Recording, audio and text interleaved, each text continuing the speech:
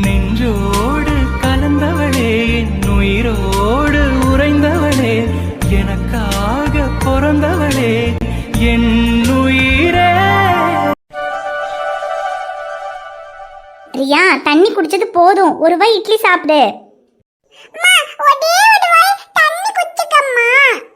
இப்படியே சொல்லி சொல்லி தண்ணி மட்டும்தான் குடிச்சுக்கிட்டு இருக்க. தண்ணியை குடிச்சு வயிறு நிறைச்சிட்டா அப்புறம் எப்படி சாப்பிடுவ?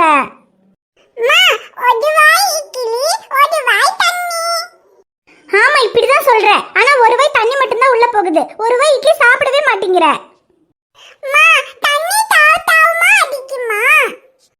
நல்லா தாவ தாவமா அடிக்குது.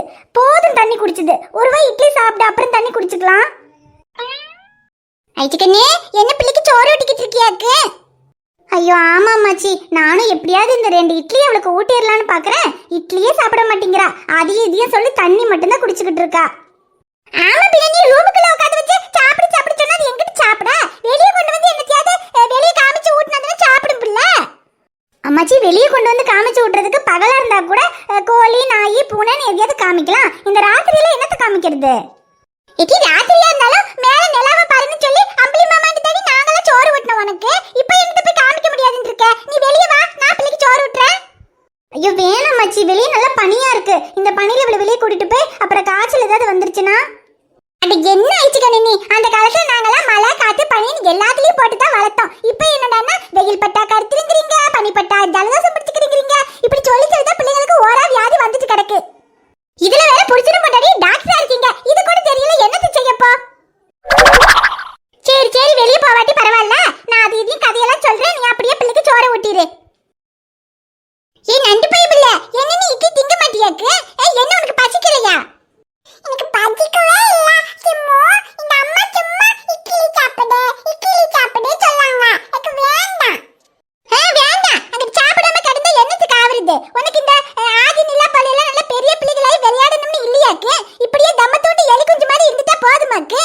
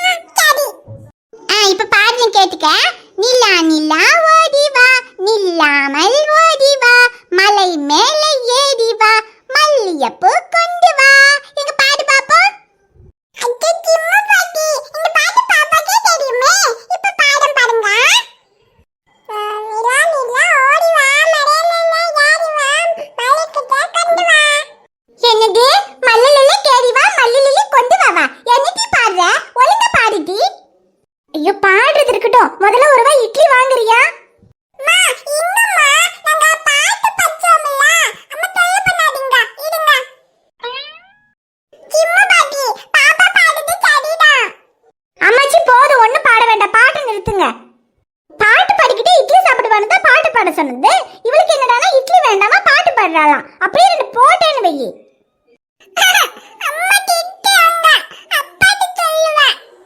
சொல்லு, உன் அப்பாட்ட சொன்ன எனக்கு என்ன பயமா?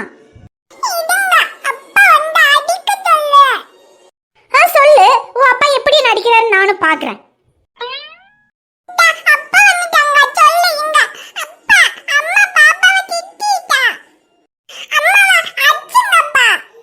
ஐயோ, தப்பான டைமிங்ல வந்துட்டோமோ. என்னடா அம்மோ, அம்மா எதுக்கு திட்டினாங்க? சரி பரவாயில்ல விடு, அம்மா தானே.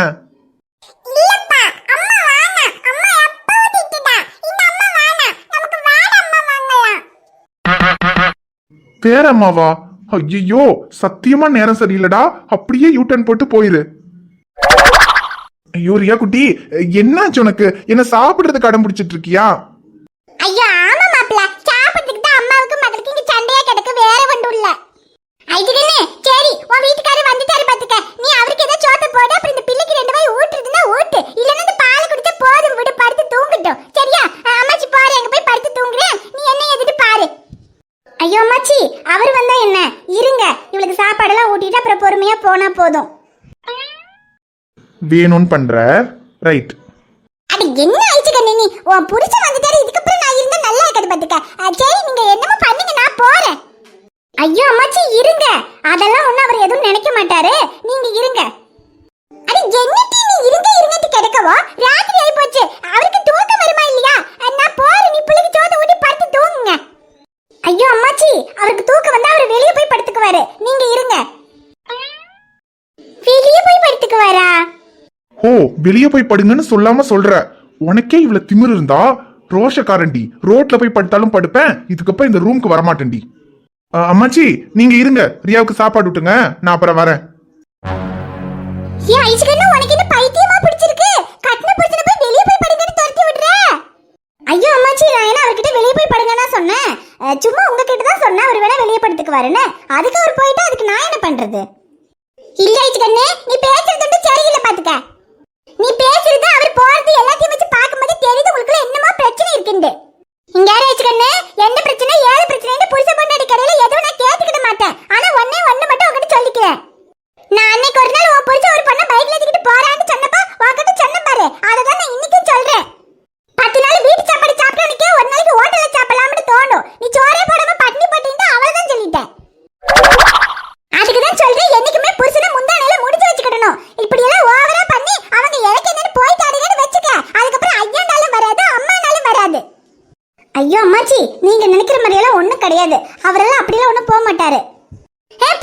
போக மாட்டாரு, நீ கண்ட என்னத்துக்கு இந்த பிள்ளை இருக்குல்ல, இது இப்ப நீ சோத்த கொண்டு ஊட்டுற, அது வேண்டாம் வேண்டான்னு தான் சொல்லும். இதே நீ ஒரு நாள் பூரா ஒண்ணு கொடுக்காம பட்டினி போடு, அதுக்கப்புறம் நீ பழைய சோறு கொடுத்தாலும் அது திங்கும். அப்படிதான் பசி வந்தா பட்டும் பறக்கம்னு சொல்லுவாங்கல்ல, அது எல்லாத்துக்கும் தான் பொருந்தும்.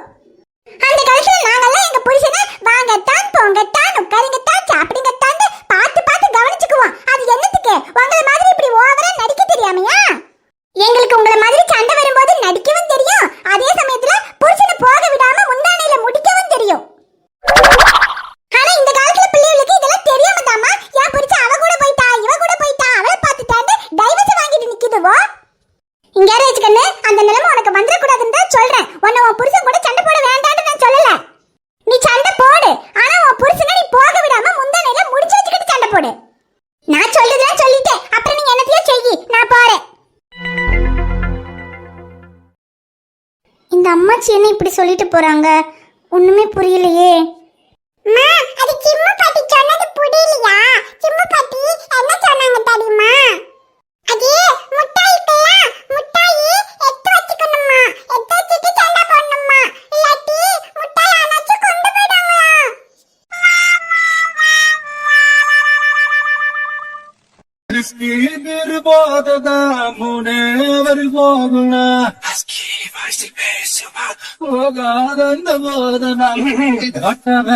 சொல்லுறங்காதல வேணா திக திக திகனா மனசரி கொஞ்சம் திகனா வாட்டரும் தரும் செஞ்சுச்சுனா கொட்டது காதல் தத்துவ வாங்கண்ணா வணக்கங்கண்ணா மை சாங்க நீ கேளுங்கண்ணா நான் வளரலண்ணா ரொம்ப ஃபீலிங்கண்ணா.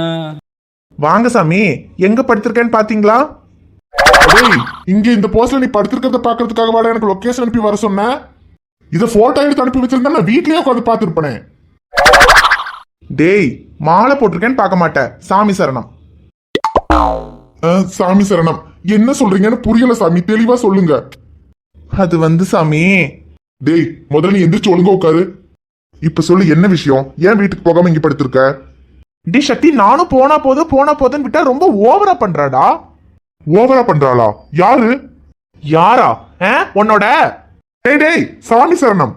சாமி சரணம் தெரியுதுல்ல, அப்புறம் ஏன்டா நீ வேற டார்ச்சர் பண்ற? ஐயோ சரி விடுறா, என்னதான் சொல்றா அவ? எதுவுமே சொல்ல மாட்டேங்கிறாடா. டேய் இரு, அவ வீட்டை விட்டு துரத்திட்டான்னு தெரியுது. வீட்டை விட்டு துரத்தினதும் நேரம் இங்கதான் வரியா இல்ல வேற எங்கேயாவது போனியா? வேற எங்கடா போறது? என்னடா கேக்குற? இல்ல உளறியா, அதான் கேட்டேன். சரி மேல சொல்லு. அதான்டா, எதுவுமே சொல்ல மாட்டேங்கிறாடா. அவளுக்கு என் மேல கோவம் இருக்கு எனக்கு தெரியுது. ஆனா நேத்து கார்ல வரும்போது என் தோல்ல சாஞ்சிட்டு வந்தாடா.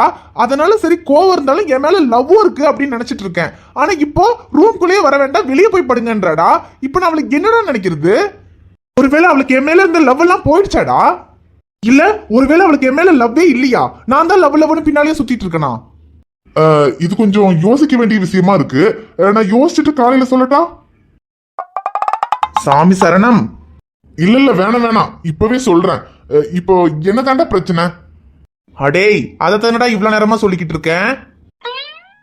டேய் புரிஞ்சதுடா. ஆனா இப்போ நான் என்னடா சொல்லணும்? டேய் நீ ஒன்னும் சொல்ல வேண்டாம். தனியா இருக்கிறதுக்கு என்னமோ இருந்துச்சு, அதனால தான் உன்னை வர சொன்னேன். ஆமா, இப்ப நீ கோயிலுக்கு போறியா வீட்டுக்கு போறியா? வீட்டுக்கு போறேன்னா கிளம்பு, கோயிலுக்கு போறேன்னா நானும் வரேன். நீயும் வரியா கோயிலுக்கா? ஏன் நான் வரக்கூடாதா? டேய் பட்ரா, வீட்டுக்கு போறேன்னா உன்னைய கூட்டு போயிருப்பேன். கோயிலுக்கு போறேன், நீ ஒன்னும் வர தேவையில்ல, இங்கே படு.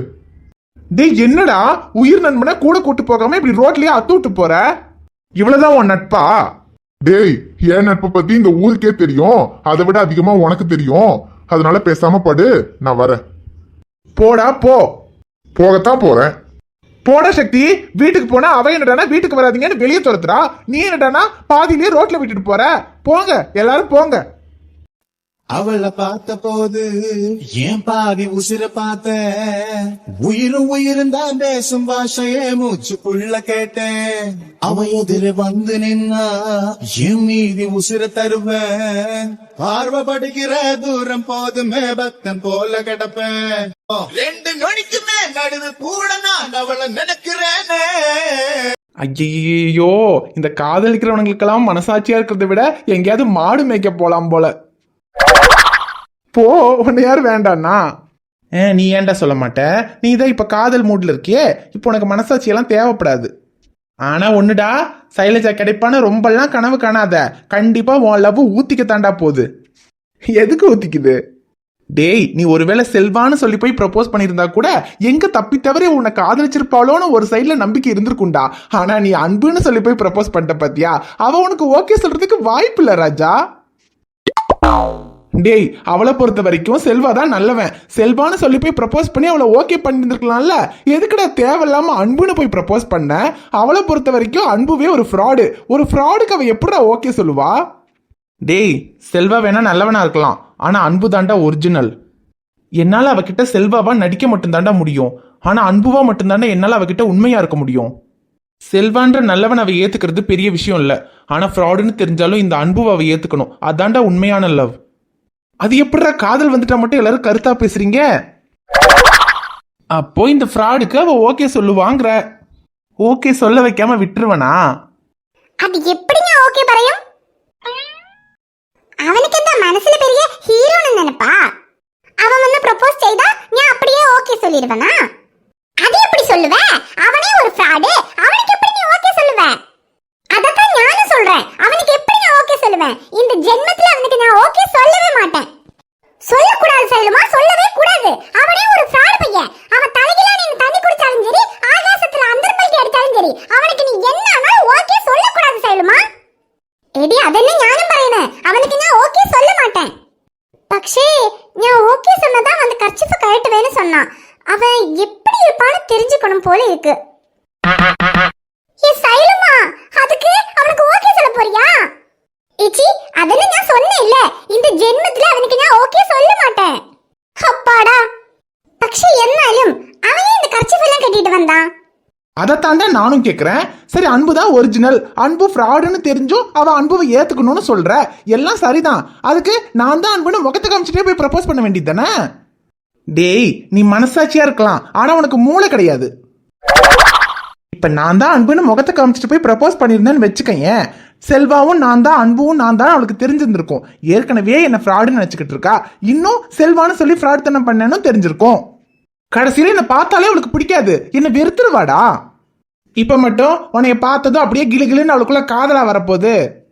காதல் வராது, ஆனா நான் எப்படி இருப்பேன்னு தெரிஞ்சுக்கிறதுக்கு அவளுக்குள்ள ஒரு ஆர்வம் வந்திருக்கும்ல. அவன் காண எங்கனேண்டாவது எனக்கு ஒன்னு அறியணும்டி. அவன் என்ன அவ்வளவு பெரிய ஹேண்ட்ஸமா இருப்பானா? ஐயோ, இதுக்கு அவன் மூஞ்சியை கட்டிட்டு வந்து ப்ரப்போஸ் பண்ணியிருந்தாலே முடியாது போடான்னு சொல்லியிருப்பா. ஆனா அவன் கர்ச்சிஃப கட்டிட்டு வந்து இவளை கன்ஃபியூஸ் பண்ணிட்டானே. பரேடி ரேஷு, அவன் இதுக்காக முகத்தை மறைச்சிட்டு வந்து ப்ரப்போஸ் பண்ணணும்? இப்ப கூட நான் ஏன் முகத்தை மறைச்சிட்டு வந்து ப்ரப்போஸ் பண்ண, நான் பார்க்க எப்படி இருப்பேன்னு தான் அவ யோசிச்சுக்கிட்டு இருப்பா. இப்ப நீ எப்படி இருப்பேன்னு அவ யோசிக்கிறதெல்லாம் சரிதான். ஆனா நீ அந்த கர்ச்சிஃபை கழட்டி நான் தான் அன்புன்னு சொன்னதுக்கு அப்புறமா அவ ரியாக்ஷன் என்னவா இருக்கும்னு யோசிச்சு பாத்தியா? அதுக்கு அவ எனக்கு ஓகே சொல்லாம நான் இந்த கர்ச்சிஃபை கழட்டுனா தானே. சைலுமா, அவன் வேற நீ ஓகே சொல்லாம அந்த கர்ச்சிஃபை கழட்ட மாட்டேன்னு வேற சொல்லிட்டான். அவன் எப்படி இருப்பான்னு தெரிஞ்சுக்கிறதுக்காக நீ ஏதோ ஏச்சி பொடி பிராந்தி. நான் சொன்ன மாதிரி என்ன ஆனாலும் சரி அவனுக்கு இந்த ஜென்மத்துல நான் ஓகே சொல்ல மாட்டேன். പക്ഷേ நான் ஓகே சொல்லாம அவன் எப்படி இருப்பான்னு எனக்கு தெரிஞ்சுக்கணும். அதுக்கு என்ன பண்ணலாம்? அதுக்கு ஒன்னும் பண்ண முடியாது.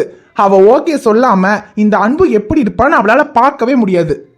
இந்த அன்போட முகத்தை அவ பாக்குறதுனா அவ இந்த அன்புவுக்கு லவ்வர் ஆனதுக்கு அப்புறம் மட்டும்தான்.